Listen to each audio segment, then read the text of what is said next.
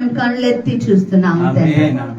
ఈ శ్రమల కాలంలోనైనా తండ్రి, ఈ సిలువ ధ్యానాలలో తండ్రి, 40 రోజులు దేవుడవు కాదని, నిన్న నేడు ఎల్లప్పుడు ఏక రీతిగా ఉన్న దేవుడు అని ఎరిగినైనా ఈ సన్నిధిలో నీ కనులెత్తి నా కనులెత్తి నేను చూస్తుండగా, అయ్యా దారి తప్పిన గొర్రెలనైనా, గాయపడిన గొర్రెలనైనా అయ్యా నన్ను వెతికి రక్షించిన దేవానికి వందనాలు, నన్ను బాగు చేసిన దేవానికి వందనాలు, పాప ఊపిలో నుండి నన్ను లేవనెత్తిన దేవానికి వందనాలు. అయ్యా నీవు మాట్లాడుతుండగా వినగలిగిన చెవులు నాకు దయచేయండి. నీ రక్త కోటల మేమందరం ముందుముగాక, నీ కాపుదల భద్రతల మేము ముందుముగాక. యేసు నామమున ప్రార్థిస్తున్నాను తండ్రి. ఆమేన్ ఆమేన్. Praise the lord. దయచేసి కూర్చోండి అందరూ. దేవుడి యొక్క వాక్యాన్ని మనం శ్రద్ధగా విందాం. బాగున్నారు అందరూ? Praise the lord. దేవుడి మహాకృపను బట్టి మరి విశాఖపట్నంలో షాలూర్ అన్న ప్రాంతంలో, అలాగే మరి అరకు అన్న ప్రాంతంలో సువార్త ప్రకటించడానికి దేవుడు అవకాశం ఇచ్చాడు. అనేక మంది వచ్చి దేవుళ్ళు మరి ఎదగడానికి ప్రయత్నం చేశారు. దేవుడికి మహిమ కలుగును. Praise the lord. హల్లెలూయా. ప్రయాణం అలసటనిచ్చిన ఆత్మ అలసిపోలేదు ఇంకా. Praise the lord. ఎందుకంటే మీరందరూ నా కోసం ప్రార్థన చేస్తున్నారని నేను నమ్ముచున్నాను. Praise the lord. హల్లెలూయా. మరి పరిశుద్ధాత్మ దేవుడు ఈ రోజు నా హృదయంలో పెట్టిన ఒక మాటని జాగ్రత్తగా జ్ఞాపకం చేసుకుందాం. ఈరోజు చదువుదాం. హెబ్రీ పత్రిక 12వ అధ్యాయము 14 నుంచి 17 వచనం. హెబ్రీ పత్రిక 12వ అధ్యాయం 14 నుంచి 17 వచనాలు మరి స్వామి చదువుతాడు. ఈరోజు జాగ్రత్తగా విందాం. హెబ్రీ పత్రిక 12వ అధ్యాయం 14 నుంచి 17. అందరితో సమాధానమును పరిశుద్ధతయు కలిగి, అందరితో సమాధానమును పరిశుద్ధతను కలిగి ఉండుటకు ప్రయత్నించుడి. పరిశుద్ధత లేకుండా ఎవడును ప్రభువును చూడడు. జాగ్రత్తగా వింటాం ఈరోజు వాక్యం. కొద్దిసేపే చెప్తాను. నాకు ఈరోజు 3 ప్రోగ్రామ్స్ ఉన్నాయి. ఇప్పుడు వెళ్ళాలి, హడావుడిగా ఉన్నాను. అయినప్పటికీ చిన్న వాక్యం, లోతైన మర్మాన్ని మనం తెలుసుకోవడానికి ప్రయత్నం చేద్దాం. ఏమని చెప్తున్నాడు?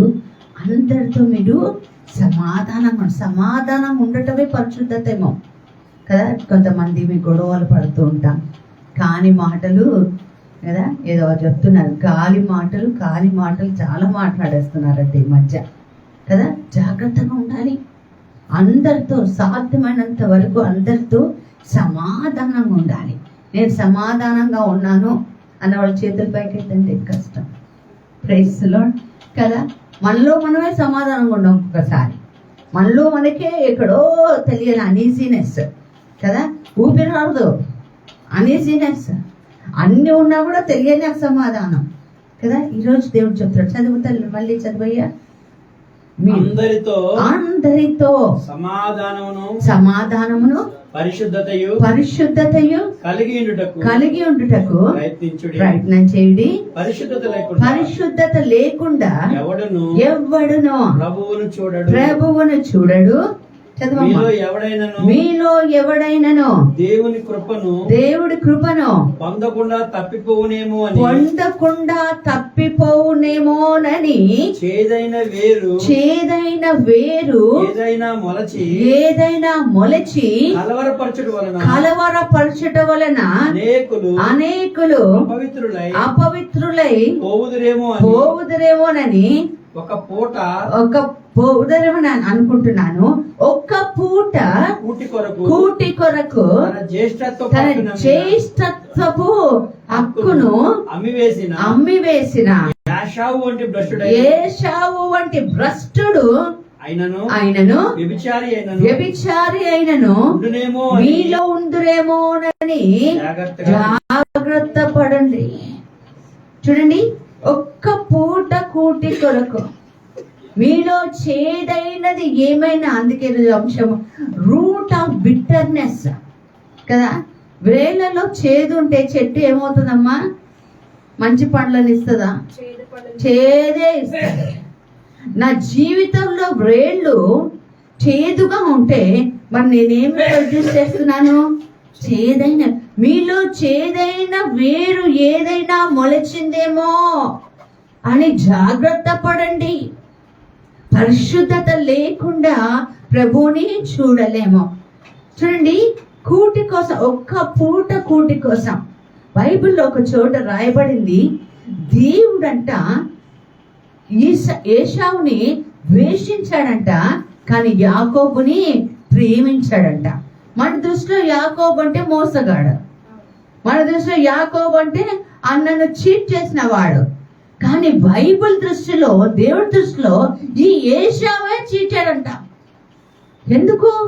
దేవుడు ఒక స్థాయిలో, ఒక ప్లేస్ లో, ఒక స్థితిలో ఆయన ఉంచితే, జ్యేష్ఠత్వం అంటే మామూలు మాటలు కాదండి. పెద్ద కొడుకుకి చాలా విలువ ఉంటుంది ఇంట్లో. ఉంటుందా లేదా చెప్పండి కదా? పెద్దోళ్ళని చాలా కదా, వాళ్ళ ఆస్తిలో భాగం కూడా కొద్దిగిస్తారు కదా. పెద్దోడికి చాలా ఇంపార్టెన్స్, జ్యేష్ఠత్వం. పెద్ద కదా, మా అమ్మగారు చనిపోయినప్పుడు మా అక్క పెద్ద అక్క తను ఉండిపోయారు ఇక్కడ. జ్యేష్ఠత్వం, ఫస్ట్ బోర్న్ కదా, చాలా ప్రాముఖ్యమైన వ్యక్తులు. జ్యేష్ఠత్వం ఆ కాలంలో ఈ కాలంలో కూడా అనుకుంటా నేను. జ్యేష్ఠ భాగం అంటే తీస్తూ ఉంటాను. మీ దగ్గర తీస్తారా? మా దగ్గర తీస్తారు. మా కుటుంబంలో జ్యేష్ఠ భాగంగా మా గుంటూరులో ఫిరంగిపురంలో ఉన్న ఇల్లు, అక్కడున్న ఆస్తి జ్యేష్ఠ భాగంగా మా బావగారికి ఇచ్చేసాను. జ్యేష్ఠ భాగంగా ఏదన్నా సరే ఫస్ట్ ఆ పెద్దోడు చెయ్యాలన్నీ. అలాగే తల్లిదండ్రులు కాలం చేసి వెళ్ళిపోతే ఈ పెద్దవాడే అన్ని తానే మోయాలి. జ్యేష్ఠత్వం చాలా ప్రాముఖ్యమైనది ప్రియబిడ్డలారా, దేవుడి దృష్టిలో కూడా ప్రాముఖ్యమైనదే. ఆ జ్యేష్ఠత్వాన్ని చిక్కుడుకాయ కూర కోసం అమ్మేశాడట. దేనికోసం? చిక్కుడుకాయ పులుసు కదా, కారం మంచిగా వేసాడేమో, కాశ్మీర్ కారం వేసి ఉంటాడు, ఎర్రగా కనిపించింది కూర. అంతే, ఆకలేసింది. ఆకలిని క్యాష్ చేసుకున్నాడు తమ్ముడు. నీకు ఆకలి వేస్తుంది కదా, నేను ఇస్తా కూర, కాకపోతే నీ జ్యేష్ఠత్వాన్ని అమ్మేశాను. Little could he understand. అసలు ఆయనకు అర్థం కట్టలేదు ఆయన ఏం చేశాడా అని. భయంకరం. ఇక్కడ 2 మాటలు అక్కడ అతని గురించి మాట్లాడతాడు. భ్రష్టత్వములోకి, వ్యభిచారములోకి వెళ్ళిపోయాడట. మీరు వెళ్ళిపోతారేమోనని జాగ్రత్త పడండి అని బైబిల్ చెప్తుంది ప్రియులారా. ప్రైజ్ ది లార్డ్, హల్లెలూయా. ఎంత భయంకరమైన స్థితి చూడండి. మీలో చేదైన వేరు ఏదైనా మొలచినదేమోనని ఏమలాయి మీరు జాగ్రత్త పడండి అని బైబిల్ చెప్తుంది. Be careful.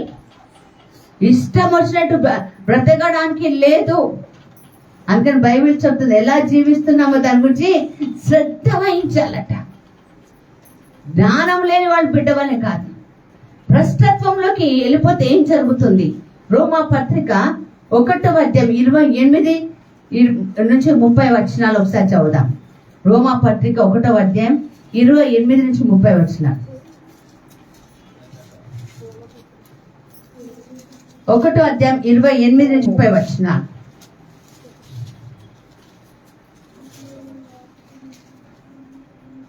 మరియు వారు తమ మనస్సులో దేవునికి చోటియ్యకుండా ఎవరు భ్రష్టత్వంలోకి వెళ్తారు? జాగ్రత్తగా విందాం. దేవునికి చోటియ్య నల్లకపోయి కనుక చేయరాని పనులు చేస్తుంటారు. అందుకని ఏశావు మరి భ్రష్టత్వంలోకి వెళ్ళిపోయాడు, జ్యేష్ఠత్వాన్ని కోల్పోయాడు. ఆధ్యాత్మిక దృక్పథంలో మనం చూస్తే మనకి దేవుడు ఒక స్థానాన్ని ఇచ్చాడు. ఆ స్థానాన్ని మనకి కోల్పోకూడదు. రక్షణని కోల్పోవద్దు. కృపనిస్తాడు. కృపని నిర్లక్ష్యం చేయడానికి వీలు లేదు. రక్షణ ఇస్తాడు. రక్షణని మనం భయముతో, భక్తితో కాపాడుకోవాలి. ఒక్క పూట కూటికో, ఒక క్షణం సుఖం కోసము, లేదా అప్పటికప్పుడు మన మాట చెల్లాలని కావచ్చు. భ్రష్టత్వంలోకి వెళ్ళిపోతున్నామేమో. కడు జాగ్రత్తగా ఉండాలి, జాగ్రత్తగా. ఆయన సిలువకు విలువ లేనట్టుగా నీవు నేను బ్రతకడానికి లేదు. కొంతమందికి సిలువ చూస్తే వాళ్ళకి వెర్రితనంగా అనిపిస్తుందట, కానీ మనకి అది దేవుని శక్తి అయి ఉన్నది, దేవుని శక్తి అయి ఉన్నది. భ్రష్టత్వంలోకి వెళ్ళకుండా నిన్ను నువ్వు ఎప్పుడు కూడా కాపాడుకుంటే ఏం జరుగుతుందో తెలుసా? దేవుడు మనకి ఏం చెప్తారంటే 3వ కీర్తన 1-2 వచనాలు మనం చదివితే, కీర్తన 3వ కీర్తన 1-2 వచనాలు చదువుదాం. దేవుడు నన్ను బాధించు వారు ఎంతో విస్తరించి ఉన్నాను, నా మీద లేచువారు అనేకులు ఉన్నాను. దేవుడు వల్ల రక్షణ దొరుకుతుందయ్యా అని మాట్లాడేవారు చాలా మంది ఉన్నా కదా. బైబిల్ చెప్తుంది ఆయన మనకు డాలుగా ఉన్నాడు, మన తల ఎత్తువాడై ఉన్నాడు. హల్లెలూయా, హల్లెలూయా. నువ్వు భ్రష్టత్వములోకి ఇవ్వకుండా నీ రక్షణ నమ్మేసుకుంటే, నీ కృపని నిర్లక్ష్యం చేస్తే, తిండి కోసమో బట్టల కోసమో వ్యాపారం కోసమో కదా, మనుషుల కోసమో, గలతీ 1:10 నువ్వు ఇంకా మనుషుల ఆమోద కోసం బ్రతుకుతుంటే నువ్వు దేవుడి బిడ్డవు కాదు అని బైబిల్ చెప్తుంది. బైబిల్ చాలా స్పష్టంగా మనతో చెప్తున్నమాట కదా. మన జుగుత్సాకరమైన పనుల కంట భ్రష్టత్వములోకి కదా మనం చెయ్యకూడని పనులు చేస్తున్నామంట, మాట్లాడకూడనివి మనము మాట్లాడుతున్నామంట. ప్రార్థన ఒకటి, ప్రవర్తన ఒకటి. హల్లెలూయా. మన ప్రార్థన ఒక విధంగా ఉంటదండి, కానీ మన ప్రవర్తన, మన యాటిట్యూడ్ కంప్లీట్ గా తేడా ఉంటది. అందుకే దేవుడు ఒక మాట అన్నాడు లేఖనాల్లో, ఏమన్నాడంటే, మనుషులు చూసినట్టుగా నేను మిమ్మల్ని చూడను, నీ హృదయాన్ని నేను చూస్తాను. హృదయంలో నీ ప్రవర్తన కనిపిస్తుంది, బయటికి మాత్రం ఎన్నెన్న డ్రామాలు ఎన్నెన్న నాటకాలు నువ్వు నేను వేయచ్చు. చేదైన వేరు ఏదైనా మొలుచునేమోనని జాగ్రత్త పడండి. చేదైందంటే అనేక పాపాలుగా మనం చూసుకోవచ్చు, అనేకమైన పాపాలు. నేను కొన్ని రాసుకున్నాను ఈ రోజున. శరీరం, లోకం, సాతాను కదా, అన్ని పాపాలు, శరీరంతో చేసే పాపాలు, పగ, ఈర్ష, కుళ్ళు, అసూయ, వ్యభిచారం, చేదైనవి కదా. మనకి చాలా మందికి ఉన్నది ఏదో ఉందండి, కుళ్ళు అంట కదా, అసూయ. ఒకడు బాగుపడితే మనము అసలు చూడలేం. Praise lord. ఒకరిద్దరు మంచిగా స్నేహంగా ఉంటే వాళ్ళ మధ్య ఎలాగైనా సరే నిప్పు రాజేయాల్సిందే, వాళ్ళ మధ్యలో ఏదైనా ఒక గొడవ తీసుకురావాల్సిందే, స్నేహాన్ని శత్రువుగా మార్చాల్సిందే. చేదైన వేరు, చేదైన వేరేంటో తెలుసా? ప్రేమ లేకపోవటం. చేదైన వేరు ఏంటో తెలుసా? మర్యాద లేకపోవటం. చేదైన వేరేంటో తెలుసా? విశ్వాసం లేకపోవటం. దేవుడిని నమ్ముతున్నామని చెప్పి దెయ్యాలను కూడా ఆశ్రయించటమే చేదైన వేరు. చేదైన వేరు అది మొలుస్తుందంట, ప్రతి ఒక్కరి జీవితంలో మొలుస్తుందంట. దాన్ని ఏం చేయాలి? ఆ వేరుని పెంచుతావా? పెంచుకుంటూ పోతే ఏమవుద్దండి కదా, పాపానికి దారితీస్తుంది. పాపములు పరలోక రాజ్యంలోకి చేరలేరు. అందుకనే దేవుడు చెప్పాడు, మీలో చేదైన వేరు ఏదైనా ఉందేమో అది మిమ్మల్ని భ్రష్టత్వంలోకి, వ్యభిచారంలోకి లాగకుండా మీరేం చేయాలంట? జాగ్రత్త పడండి అని బైబిల్ మనకి నేర్పిస్తుంది. Praise the lord. రోమా పత్రిక 5వ అధ్యాయం 21-22 చదువుదాం. రోమా పత్రిక 5వ అధ్యాయం 21-22 వచనాలు.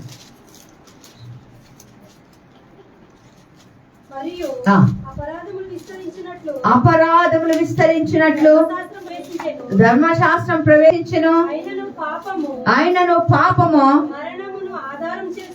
మరణము ఆధారము చేసుకొని ఎలాగూ ఏలవలెను నిత్య జీవము కలుగుటకై. నీతి ఎక్కడ విస్తరిస్తుందో అక్కడ పాపం విస్తరిస్తుంది, పాపం కూడా విస్తరిస్తుంది.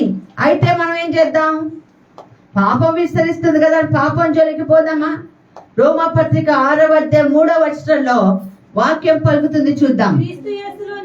క్రీస్తు యేసులోనికి బాప్తిసము పొందిన మనమందరము ఆయన మరణములోనికి బాప్తిజం పొందుదామని మీరు ఎరగరా? జాగ్రత్త. చేదైన వేరున్న వాళ్ళకి సత్యం తెలియదండి. కుళ్ళు, కుట్ర, పగ, ద్వేషం, ప్రతీకారం, అహంకారం, గర్వం, అవిశ్వాసం, సంఘం పట్ల మర్యాద లేకపోవటం, ప్రార్థనకు ఆలస్యం చేయటం. Praise the lord. హల్లెలూయా, హల్లెలూయా. చేదైన వేరు, రూట్ ఆఫ్ బిట్టర్నెస్ అని ఉంది అక్కడ. అంటే చాలా చేదు. ఎంతమందికి ఇష్టం చేదు తింటాం కదా? కదా, కాకరకాయ చేదుగా ఉంటుందని బెల్లం వేసుకుంటారు కదా, డీప్ ఫ్రై చేస్తారు చేదు పోద్దని కదా. చక్కెర రోగం ఎక్కువ అయితే డాక్టర్లు చెప్తారో వేరే వాళ్ళు చెప్తారో కానీ పొద్దునే ఒక ఔన్స్ అంట కాకరకాయ జ్యూస్ తాగాలంట. వాళ్ళని చూస్తుంటే ఎంత భయంకరంగా ఉంటారో పాపం. ముఖం అంతా వికృతంగా పెట్టేసుకుంటారు, మింగలేక కక్కలేక. వాళ్ళు ఏమని చెప్తారంటే తాగిన తర్వాత మళ్ళీ ఒక అర్ధగంట వరకు ఏం తాగకూడదంట. అంటే చేదంతా ఎక్కడుంటది? నోటిలో నుంచి పొట్టలో వరకు చేదు. ఏమనిపిస్తుంది? గబా గబా ఒక గ్లాసు చక్కెర తినాలనిపిస్తుంది. కానీ తినకూడదు. చేదైన వేరు మీలో ఉంది అని జాగ్రత్త. మీరు క్రీస్తులో బాప్తిజం పొంది ఉన్నారని మీరు ఎరుగరా? You know you're baptized in Christ.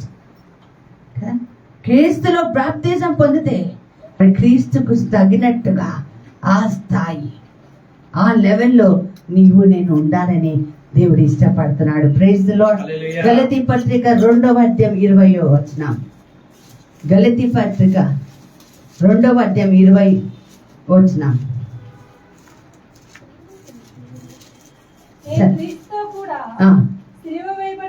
నేను క్రీస్తుతో కూడా సిలువ వేయబడి ఉన్నాను కనుక జీవించువాడను నేను కాదు, క్రీస్తే నా యందు జీవిస్తున్నాడు. చెప్పండి కొట్టం పౌలుకి. Praise the lord. చూడండి ఎంత జాగ్రత్త పడుతున్నాడు. ఈ సిలువ ధ్యానాల్లో నీవు నేను ఎంత జాగ్రత్త పడాలి, ఎంత జాగ్రత్త పడాలి. ఏం జాగ్రత్త పడాలి? ఇక జీవిస్తున్నది నేను కాదు, నాలో క్రీస్తే. మళ్ళీ చదువుతల్లి 20వ వచనం. గలతీ 2:20. నేను క్రీస్తుతో కూడా యేసుతో సిలువ వేయబడిన. ఎంతమంది క్రీస్తుతో సిలువ వేయబడ్డారు కదా? వాళ్ళు జాగ్రత్తగా ఉండాలి. క్రీస్తు సిలువ వేయబడ్డాడు ఎందుకు?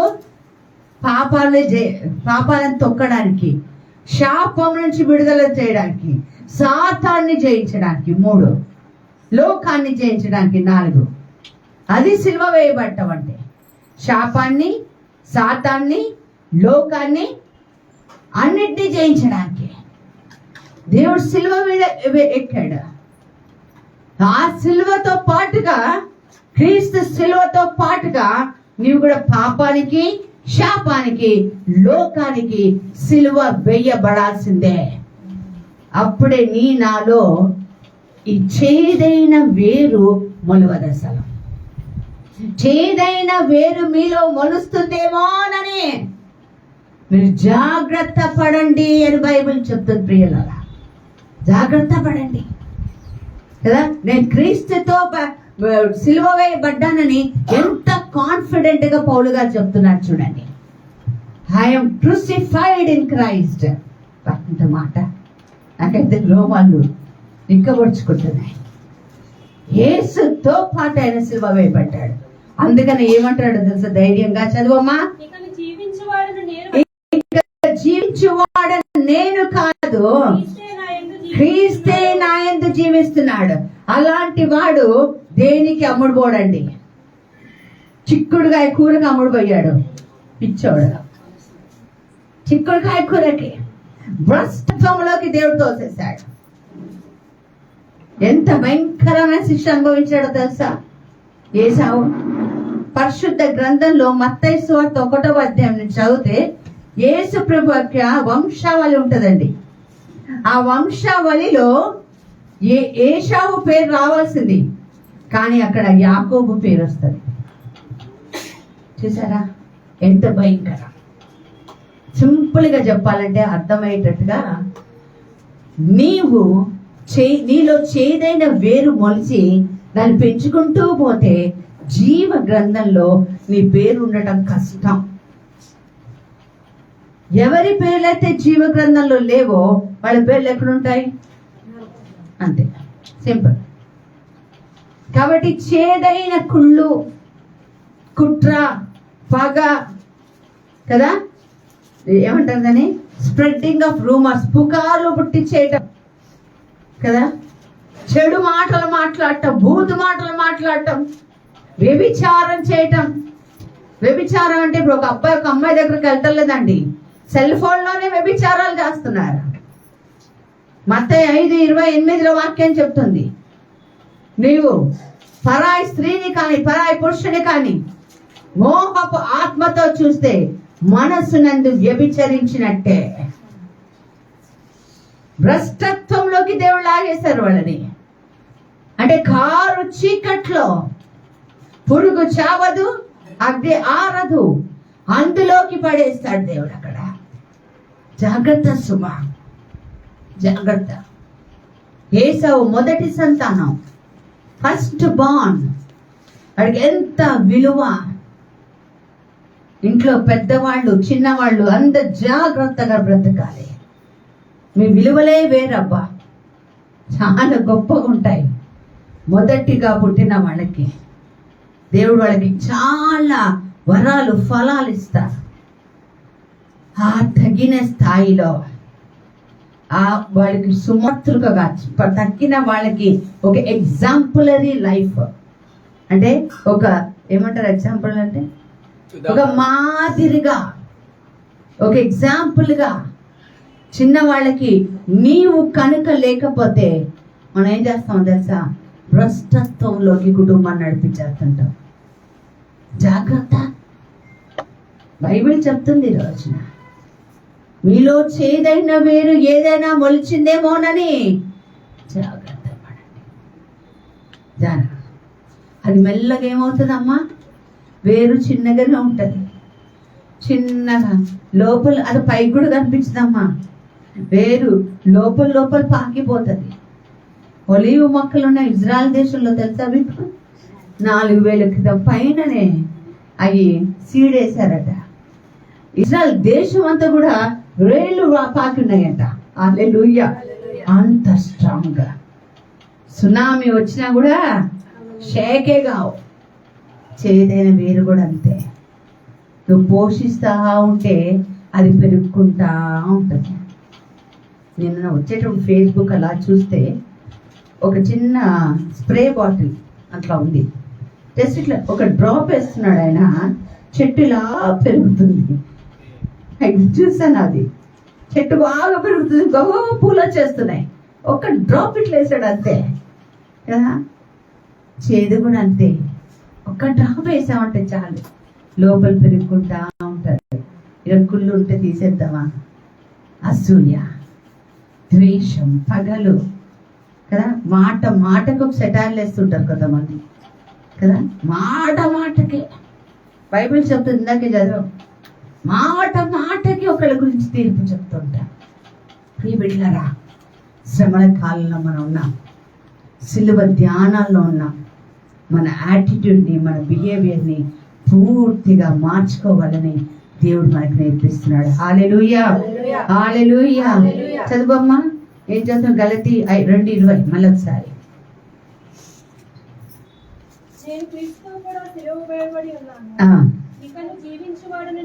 ఇక జీవించువాడు నేను కాదు, క్రీస్తే నా యందు జీవిస్తున్నాడు. నేను ఇప్పుడు శరీరమందు జీవిస్తున్న జీవితము నన్ను ప్రేమించి నా కొరకు తన్ను తాను అప్పగించుకున్న దేవుని కుమారుని విశ్వాసం వలన ఏమంటే ఇప్పుడు నేను బ్రతుకుతున్నాను, మీకు కనిపిస్తున్నా కదా, నేను ఇట్లా తిరుగుతున్నా, తింటున్నా, తాగుతున్నా, తిరుగుతున్నా, వాక్యం బోధిస్తున్నాను. మీరేమనుకుంటున్నారు? నా శక్తి అనుకుంటున్నారా? లేదు లేదు లేదు లేదు. ఈ శరీరము నేను ఎప్పుడూ ఆయనకి ఇచ్చేసాను. ఎంతమంది ఇక్కడ ఉన్న వాళ్ళు శరీరాన్ని దేవుడికి అప్పగించారు. నీ శరీరం దేవుడు ఆలయమనియు ఆత్మకు నివాసం అని నీకు తెలియదా? ఎవడైనా ఈ శరీరం ధ్వంసం చేస్తే నేను ధ్వంసం చేస్తాను. Praise the lord. హల్లెలూయా. రాత్రి గరీబ్ బ్రదర్ ట్రైన్ లో వస్తున్నాను. ట్రైన్ ఎక్కాను, చాలా చల్లగుంది ట్రైన్. ఏసీ బాగా వేసాడు. కూర్చొని కాళ్ళు చాపి అంతే, కుడి కాలు విపరీతంగా నొప్పి స్టార్ట్ అయింది. కాళ్ళు ఎవడో పట్టుకొని కండరాలు పిసికితున్నట్టుగా అంతా నొప్పి. కాలు తీసి మళ్ళీ కింద పెట్టడం కూడా నాకు చేత కావట్లేదు. నేను ప్రార్థిస్తున్నాను, ప్రభువా నీ కోసం నిలబడిన కాళ్ళు. అరకు ప్రాంతంలో వాక్యం బోధించడానికి 9:30 గంటలకి ఉదయం నుంచి 1 గంటన్నర వరకు వాక్యం బోధించాను. ఎన్ని గంటలు? ఫాస్ట్ గా 10:30, 11:30, 12:30, 1 గంట, 4 గంటలు, 4 hours, 4 గంటలు నిలబడిన కాళ్ళు. 5 నిమిషాల్లో లంచ్ చేశాను. 2:30 కల్లా మళ్ళీ బస్ స్టాండ్కి రావాలి. అరకు నుంచి విశాఖపట్నం రావడానికి రాత్రి 7:30 అయింది. బస్సులో కూర్చొని వచ్చాను. అప్పటి వరకు కాళ్ళు ఓకే బాగానే ఉన్నాయి, కానీ ట్రైన్ ఎక్కగానే విపరీతమైన నొప్పి. ప్రార్థన చేసుకున్న, ప్రభా నీ కోసం నిలబడ్డ కాళ్ళు ఇంటికి వెళ్ళేంత వరకు జాగ్రత్తగా కాపాడు. ఇంటికి వెళ్ళే వరకు దేవుడు చేసిన అద్భుతం ఏంటో తెలుసా? 1 సెకండ్లో కాలు నొప్పి పోయింది. హల్లెలూయా, హల్లెలూయా. 1 సెకండే అంతే. అప్పటికి మన గ్రూప్ స్టార్ట్ అయింది. ప్రోగ్రామ్ స్టార్ట్ అయింది. నేను అవస్థ పడుతున్నాను నొప్పులతో. నించున్నాను, కూర్చున్నాను. తగ్గిపోయిన తర్వాత ప్రశాంతంగా నిద్రపోయి పొద్దున్న 3:30కి లేచి ప్రార్థన చేసుకున్నాను. హల్లెలూయా, హల్లెలూయా. ప్రియబిడ్డలారా, దేవుడు మనకి తోడై ఉన్నాడు. ఆయనకు అసాధ్యమైనది ఏది లేదు. సమస్తము సాధ్యం. మనల్ని బాగు చేయువాడు ఆయనే. మీలో చేదైనది ఏదైనా మొలుస్తుందేమోనని మీరు జాగ్రత్త పడండి.